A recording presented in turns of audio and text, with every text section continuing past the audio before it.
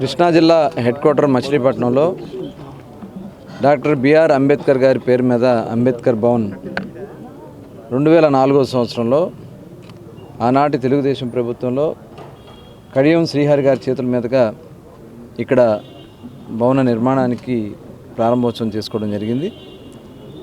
దాదాపు 25 సంవత్సరాలు మరి ఈ భవనం అవుతోంది నిర్మాణం చేసి.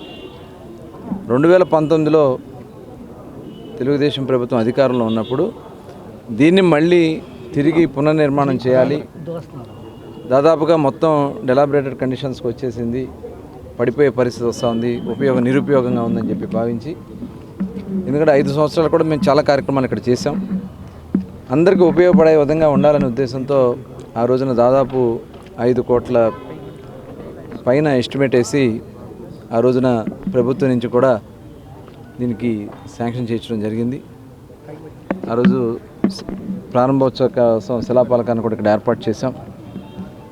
2019లో దురదృష్టం తర్వాత వచ్చినటువంటి ప్రభుత్వం మరి ముఖ్యంగా స్థానిక ఎమ్మెల్యేగా ఉండి మంత్రి అయినటువంటి పేర్ని నాని గారు అంబేద్కర్ భవన్ గురించి కనీసం 5 సంవత్సరాలు పట్టించుకోవాలి.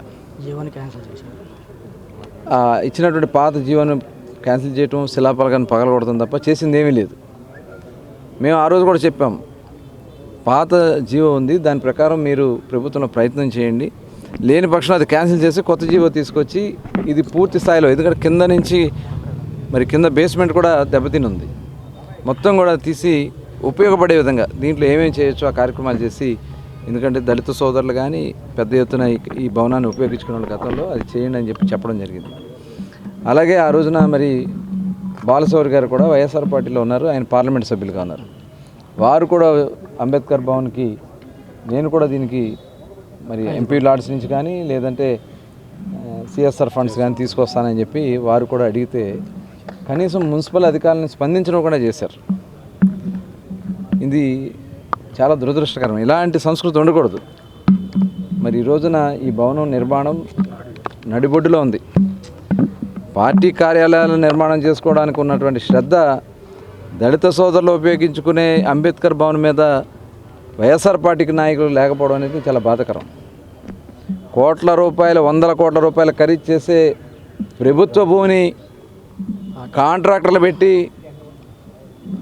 సొంత కమిషన్ల కోసం వాళ్ళు చేసినటువంటి భవన నిర్మాణాలు చేసుకున్నారే, ఇటువంటి పేదలకు ఉపయోగపడే భవన నిర్మాణానికి అంబేద్కర్ వారి మీద కనీసం మీకు విశ్వాసం కూడా లేదా? ఆయనకి అంబేద్కర్ గారు రాసినటువంటి రాజ్యాంగం వల్ల ఇవాళ మనం పదవులు పొందామనే విశ్వాసంలో కూడా లేకుండా ఇలాంటి కార్యక్రమాలు చేశారు.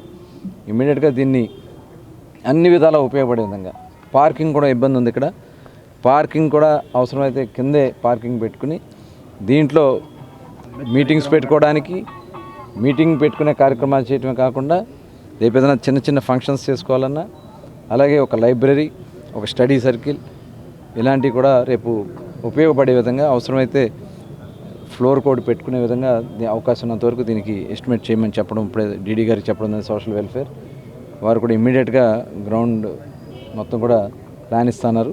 దాని మీద డిజైన్స్ తయారు చేసి ఎస్టిమేట్ వేసి రాష్ట్ర ప్రభుత్వం నుంచి తేగలిగినంత నిధులు రాష్ట్ర ప్రభుత్వం నుంచి, సెంట్రల్ గవర్నమెంట్ నుంచి తేగలిగిన నిధులు సెంట్రల్ గవర్నమెంట్ నుంచి, అలాగే ఎంపీ లాడ్స్ కానీ సిఎస్ఆర్ ఫండ్స్ కానీ తీసుకుని పెద్ద ఎత్తున మచిలీపట్నంలో మొట్టమొదట నిర్మాణం జరిగే కార్యక్రమం అంబేద్కర్ భవన్ నుంచి స్టార్ట్ అవుతుందని కూడా ఈ సందర్భంగా నేను మీ అందరికీ కూడా తెలియజేసుకుంటూ, ఎందుకంటే ఆ మహనీయుడిని గుర్తు చేసుకుని ఈ భవనం బందరు ప్రజలకు ఉపయోగపడాలని మనస్ఫూర్తిగా కోరుకుంటూ మరి తొలి అడుగు ఇక్కడి నుంచి స్టార్ట్ చేస్తామని కూడా తెలియజేసుకుంటూ అందరికీ నమస్కారాలు. అలాగే ఈ అంబేద్కర్ భవనం సంబంధించినటువంటి పెద్దలందరూ కూడా ఈ రోజున అంబేద్కర్ భవనం ఏ పరిస్థితిలో ఉంది, ఎందుకు అలా అయిపోయిందనే విషయం మీద వచ్చారు.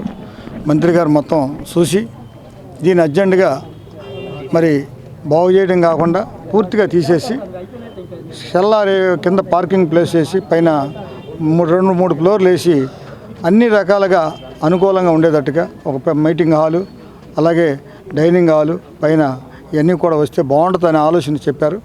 ఎందుకంటే ఓ పని చేసామంటే తరతరాలు చెప్పుకోవాలి. ఎందుకంటే మహనీయుడు, ఈ రోజున అందరం కూడా ఓటు హక్కు సంపాదించుకున్న మనుషులుగా గుర్తింపు వచ్చిందన్న అంబేద్కర్ గారి పుణ్యమే. అప్పటి వరకు మనకు ఓటు హక్కు లేదు, మనుషులుగా గుర్తింపు లేదు. అన్ని రకాలుగా చేసినటువంటి మహనీయుడికి ఇలాంటి కార్యక్రమాలు ముందుగా చేస్తే మన మచిలీపట్నానికి కూడా చాలా మంచి జరుగుద్ది. ఇంకా ఈ జరగబోయే కార్యక్రమాలన్నిటికీ కూడా మరి మంచి జరగాలని, ఆయన యొక్క నామం మంచిగా ఘనంగా అంబేద్కర్ భవనానికి జరగాలని జనసేన, తెలుగుదేశం, బీజేపీ పార్టీల యొక్క ఆశయం ఒకటే. మళ్ళా మొన్న ఈయన కూడా చెప్పారు, ఎవరంటే ఎంపీ గారు కూడా దీని మీద మంచి పట్టుదలగా ఉన్నారు. ఇది ఘనంగా చేద్దామనే ఆలోచన ఉంది. త్వరగా ప్రారంభించి పూర్తిగా కొనసాగే వరకు లోన వంట సామాన్లు కూడా కొనేదాకా జరగాలని మేము కోరుకుంటున్నాం. మరి అన్నీ కూడా జరుగుతాయని కోరుకుంటున్నాం. నమస్తే ఫ్రెండ్స్, నేను మీ రూపిణి. మీ అందరూ చాణక్య ఛానల్లో వీడియోస్ చూస్తున్నారు కానీ వాటికి లైక్ చేయట్లేదు అండ్ సబ్స్క్రైబ్ చేయడం మర్చిపోతున్నారు. మీరు కనుక చాణక్య ఛానల్కి సబ్స్క్రైబ్ చేస్తే మాకు ఇంకా మంచి వీడియోస్ని, న్యూసెస్ని చేయడానికి మాకు మోటివేషన్ ఉంటుంది.